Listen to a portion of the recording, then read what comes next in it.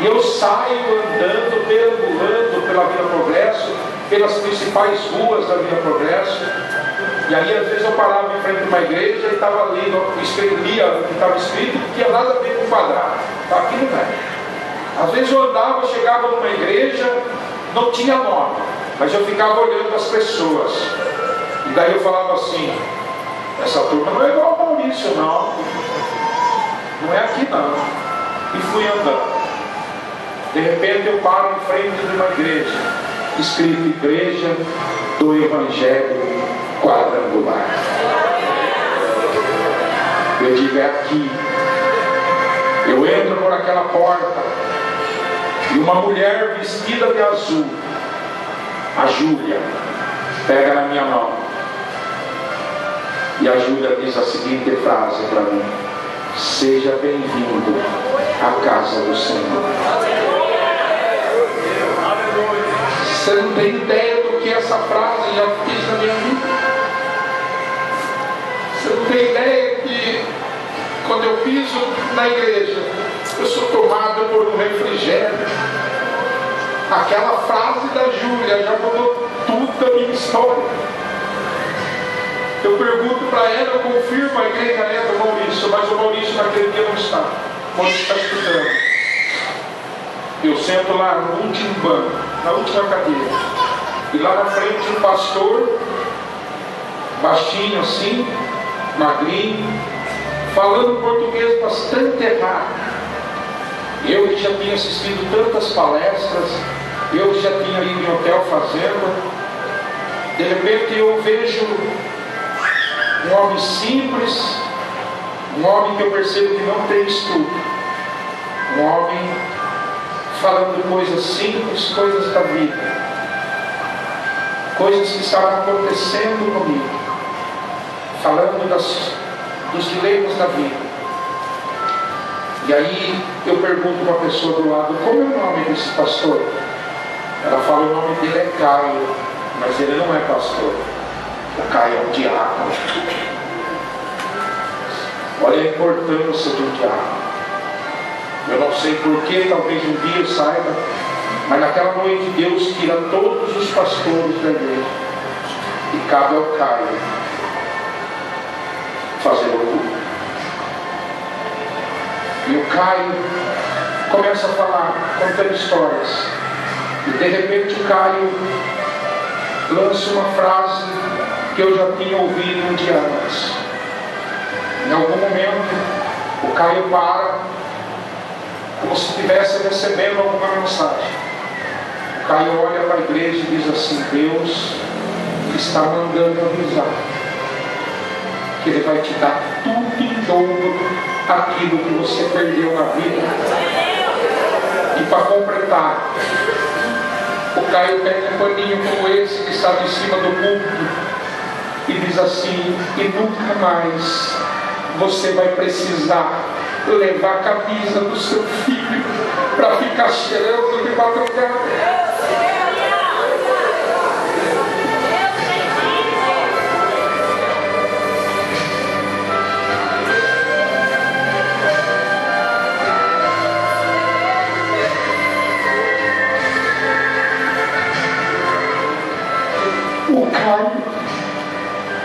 O Caio fazem 4 anos que o Caio foi alfabetizado. O Caio, quando pregou para mim, o Caio não sabia ler nem escrever. O Caio falava versículos que ele recebia do céu. O Caio, até hoje, é o entregador de jornal. O Caio tem uma bicicleta que já fazem 20 anos que o Caio levanta da madrugada para entregar jornal lá na cidade.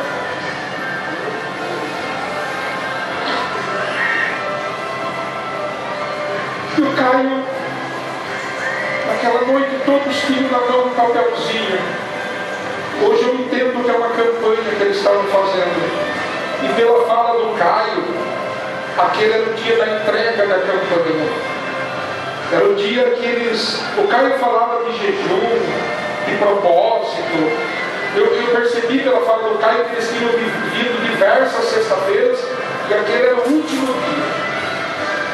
tinham na mão um papelzinho escrito qual era o seu sonho. E ali eles tinham colocado o seu maior sonho. Apenas um sonho tinha sido colocado. Algo que eles gostariam que fosse realizado. Algo que eles achavam que era impossível. E pelo falar do Caio, eu percebi que aquele era o último dia. Era o dia da entrega. E o Caio falava umas coisas que eu fiquei assim, encantado de ver. O Caio dizia que todos iam entregar o sonho ali no altar. E que Deus, sentado no seu trono, Deus pacientemente ia ler sonho por sonho.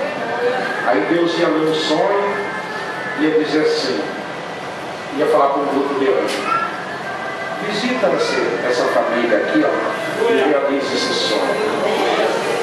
O Caio disse que tinha algum sonho que ele ia pegar e ia dar uma risada assim, ó. Ia falar: filho, você podia ter pedido mais. Ia chamar um anjo só e ia falar: ó, visita isso daqui. O Caio dizia assim: também pode haver momento em que Deus vai pegar um papelzinho e vai fazer assim, ó. Agora você vai ficar muito bravo comigo, mas se eu fizer isso agora, você vai se atrapalhar lá na frente. Mas o Caio dizia que Deus não ia devolver o papel no monte, Deus ia colocar no bolso dele, para toda vez que Deus levasse a mão no bolso, lembrasse do sonho. Eu fiquei babando ali no fundo, vendo o Caio explicando aquilo. Eu tinha uma visão totalmente diferente de Deus. Eu tinha uma visão de que Deus era uma autoridade inacessível. Eu tinha uma visão de que Deus era de difícil acesso. Eu tinha uma visão de que Deus jamais ia estar assim, lendo papelzinho, fazendo, dando risada, brincando. E eu falei: meu Deus do céu. Aí sozinho ali no fundo, refletindo sobre a minha vida, eu falei: meu Deus, por que eu não vim antes na igreja, né? Por que eu não procurei ajuda? Eu nunca, sabe, a minha visão para a igreja era que a igreja só queria tirar as coisas de mim. Que pastor, todos os pastores não valiam nada. Essa era a visão para mim. Eu não achava que a igreja podia me auxiliar em alguma coisa. E ali sozinho, vendo o Caio, falei: meu Deus, por que eu não vim antes, né? Puxa, se eu tivesse feito direitinho, igual o Caio está explicando, se eu tivesse feito esse papelzinho, hoje eu estaria entregando, quem sabe Deus ia ler o meu sonho, e aí Deus ia realizar o meu sonho. Eu pensava: não, será que eles vão fazer de novo? E aí, para minha surpresa, lá veio o Caio de novo. O Caio diz assim: Deus está mudando as coisas aqui. Peço perdão para vocês que fizeram a campanha sem falhar nenhum dia. Mas Deus está mandando dizer que se você não participou de nenhum dia, se você nem sequer talvez tenha vindo nessa igreja, Deus vai lhe dar uma segunda chance. Se você quer o papelzinho, levante a sua mão. Eu levanto a minha mão de onde eu estou. Desesperadamente alguém me leva um papel muito simples, uma folhinha de caderno rasgada, escrita a caneta: qual é o seu sonho? E eu pego e escrevo: eu quero a minha família de volta. Só isso. Aí eu lembro que o Caio manda que todos venham pelo corredor central. Eu entro naquele corredor, igreja. Eu agarro aquele papelzinho. Como eu acredito naquilo, eu já sou tomado pela emoção. Eu começo a chorar naquele corredor. E eu seguro aquele papelzinho como alguém que segura um capim quando está morrendo afogado. Como eu acreditei naquilo, falei: meu Deus, acho que agora vai dar certo. Eu me lembro de todos nós viemos e colocamos o papelzinho no altar. Eu me lembro que o Caio começa a orar, e o Caio deita em cima daqueles papelzinhos. O Caio começa a orar, e o Caio começa a chorar. Alguém está chorando pelo meu sonho. Alguém que eu nunca vi na minha vida começa a se importar com o meu sonho.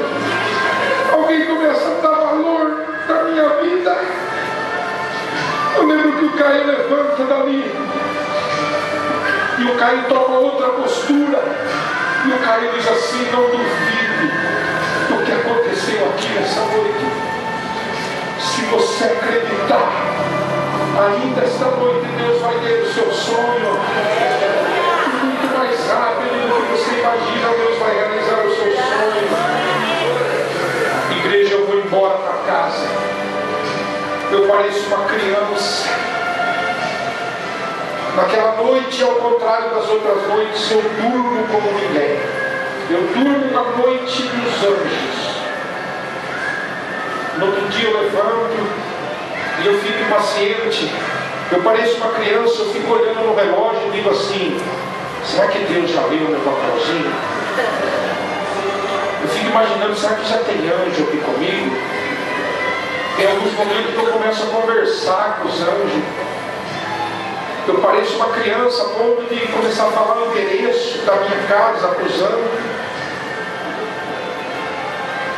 E daí, quando é a tarde, menos de 24 horas depois, presta atenção, no meio da tarde de sábado, eu recebo uma ligação. É a minha esposa. E a minha esposa diz assim: ei, é verdade que você foi numa igreja ontem? Eu falei: olha, é verdade, e eu gostei demais da igreja. E domingo eu volto novamente na igreja. E aí, para minha surpresa, ela diz para mim: você se incomoda se eu for junto com você na igreja? Deus resgata todo o meu casamento. Nunca mais eu entro sozinho numa igreja. Deus reconstrói toda a minha família. Toda a minha família dessas águas do batismo e aceita Jesus como o único e suficiente Salvador da nossa vida. Toda a minha história começa a mudar. Meus filhos, minha esposa, todos nós começamos a ter ministério dentro da igreja. Toda a minha família começa a me ler, a enxergar, a ver a mudança que está acontecendo na minha vida. Toda a minha família começa a conhecer Jesus. E a minha mãe aos 75 anos de idade, minha mãe desce as águas do batismo. Aos 79 anos, Deus a recolhe. Só por isso, igreja, ei, só por isso tudo já valeu a pena. Saber que minha mãe está lá, me esperando na eternidade, só por isso tudo já valeu a pena. Nem que eu tivesse todo o dinheiro do mundo, quanto custa isso? Saber que um dia eu vou viver com a minha mãe na eternidade. Eu costumo comparar a minha vida com a vida de um caranguejo. Eu vivia lá no mangue, num lugar feio, sujo, escuro, um lugar de difícil acesso, um lugar mal cheiroso. Mas um dia Deus entra naquele mangue. Deus pisa naquela lama suja. Deus fez mais por mim. Deus deita naquela lama. Deus encosta o seu rosto naquela lama suja. Deus estica o seu braço e com as pontas do dedo Deus me caça. Deus olha para mim, mas eu estou muito sujo, estou irreconhecível. Aí então Deus pega aquele mesmo balde que todo dia eu queria chutar, e Deus enche aquele balde com sangue, e Deus me limpa. Deus olha para mim e diz: olha, você, Nelson, você não vai viver mais aqui não, filho. Eu não te criei para viver num lugar como esse. partir de hoje você não vai ficar mais andando de lado, andando para trás. A partir de hoje você só vai andar para frente. A partir de hoje você terá um motivo na sua vida, filho. E Deus me tira daquele lugar feio, sujo. E Deus me entrega na mão de um líder chamado pastor José Apolo da Silva. Foi para ele que eu entreguei um revólver. Foi esse homem que eu chorei e chorou comigo. Não pensem vocês que foi fácil. Eu tive muitas recaídas. Eu tive crises violentas. Esse homem levantou muitas madrugadas para me socorrer. Esse homem até hoje me discipula. Igreja, pastor, sempre o senhor faz favor, vem aqui um pouquinho.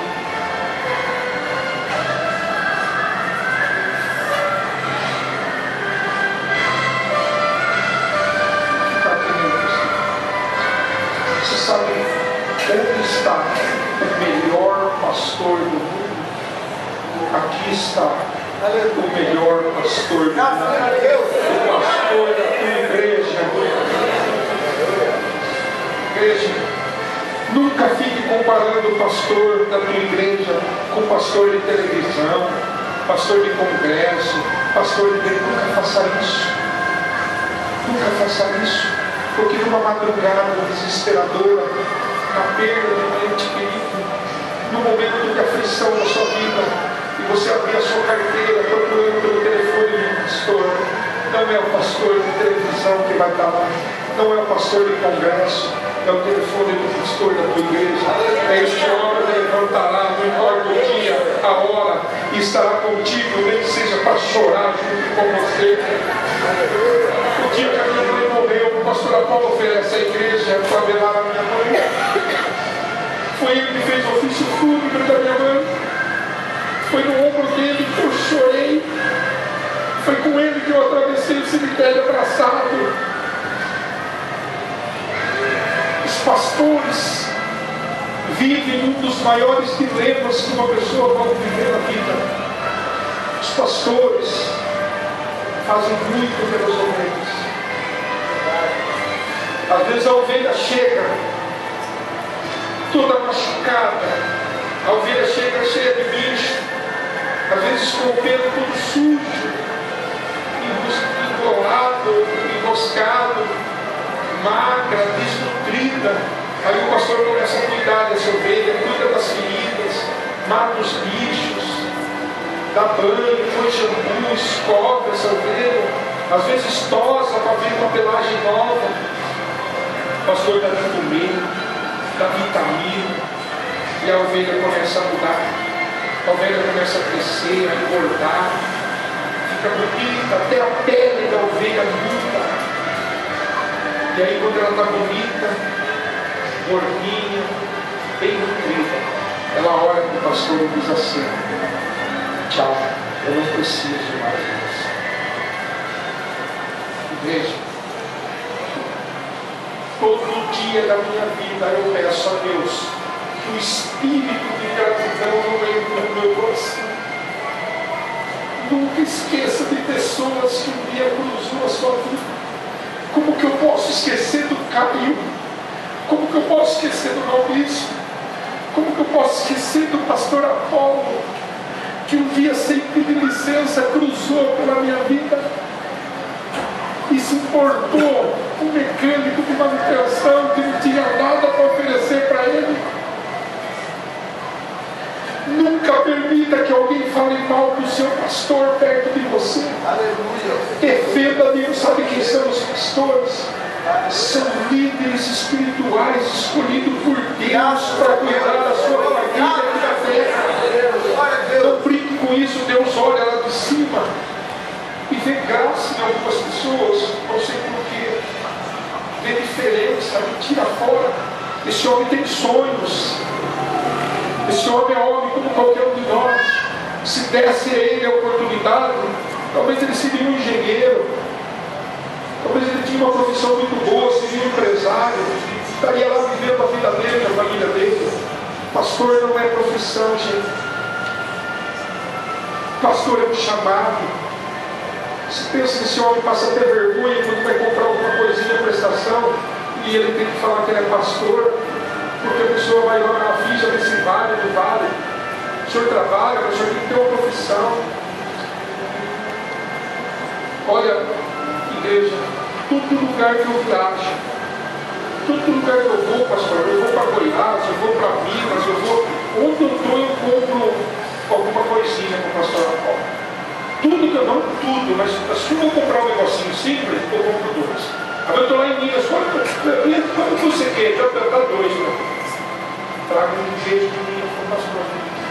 Outro dia eu estava em Goiás, eu vou no Mercadão lá. Eu fui a foto, né? Aí, o que é essa garrafa? Isso aqui é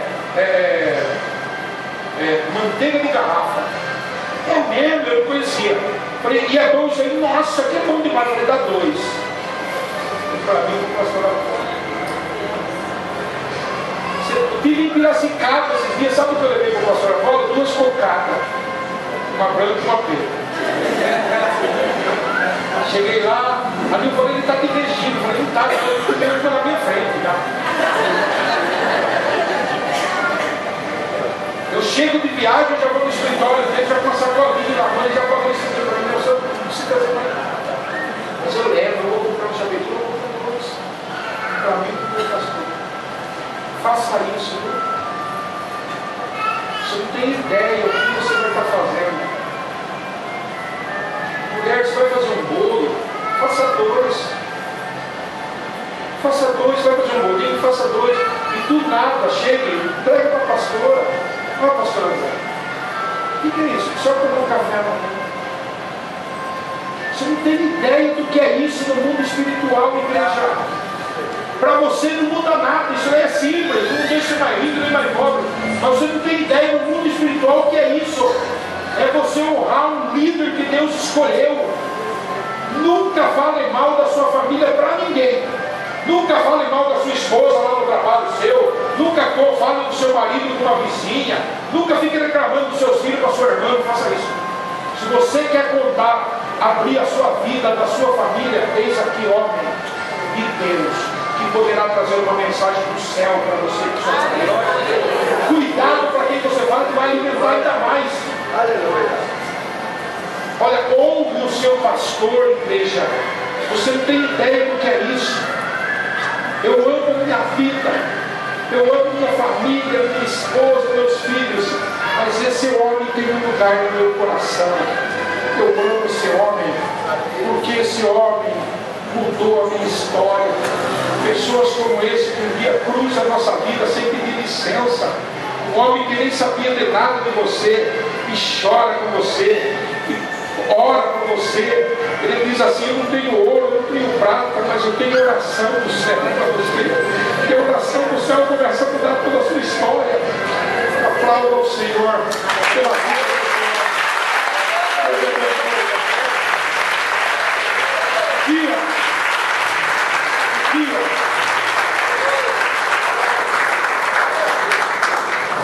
Um dia veio um palestrante na cidade de Sorocaba chamado Alfredo Rocha. Eu fui e comprei 2 ingressos para mim e para o pastor Apolo. Paguei 60 em cada ingresso. Era uma quinta-feira. Aí eu cheguei e disse para ele, pastor, é uma quinta-feira, nós não temos culto na igreja. Eu comprei 2 ingressos, o senhor vai comigo, palestra? Vou, lógico que eu vou, gosto, estou nessa. E nós fomos, assistimos a palestra do Alfredo Rocha e nós 2 amamos, foi lindo. Aí dentro do estacionamento, ainda dentro do estacionamento, eu disse para ele, sabe por que eu trouxe o senhor aqui, pastor? Porque esse é meu sonho. Eu tenho sonho, pastor, de ser um palestrante. Assim como o Alfredo Rocha. Mas eu queria palestrar dentro das igrejas. Eu sou um professor. Mas eu queria palestrar assim, para jovens, para casados, palestrar para pastores, para diáconos.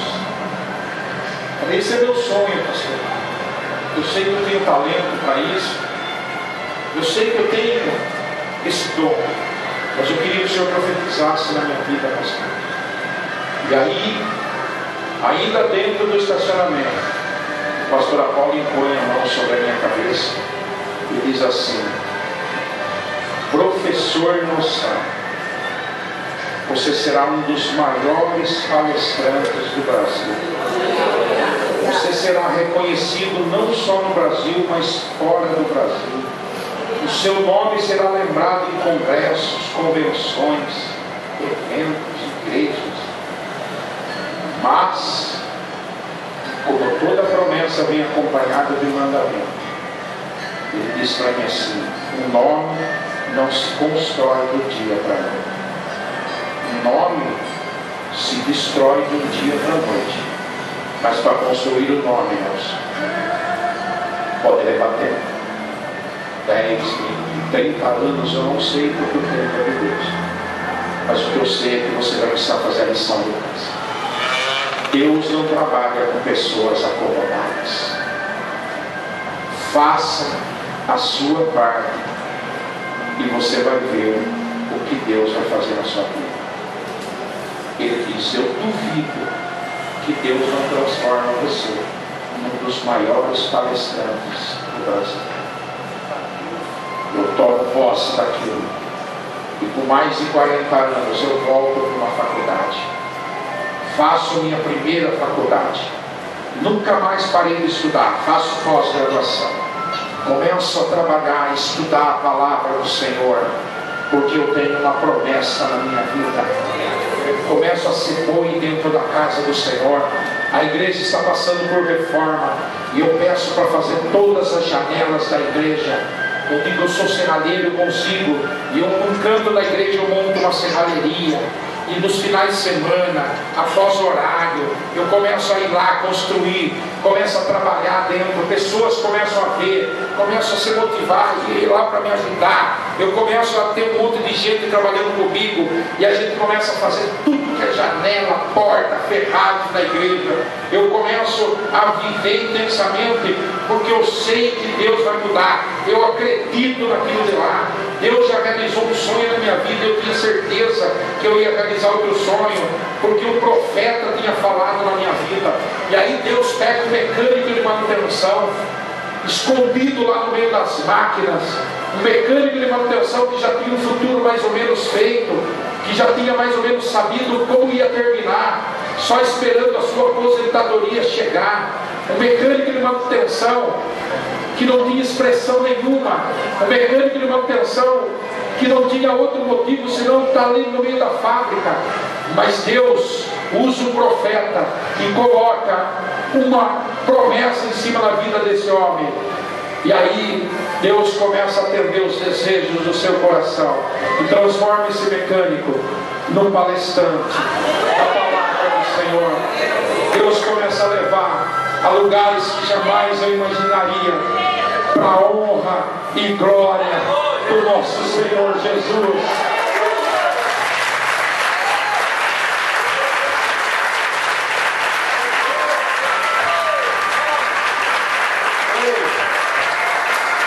Vou falar uma coisa para você.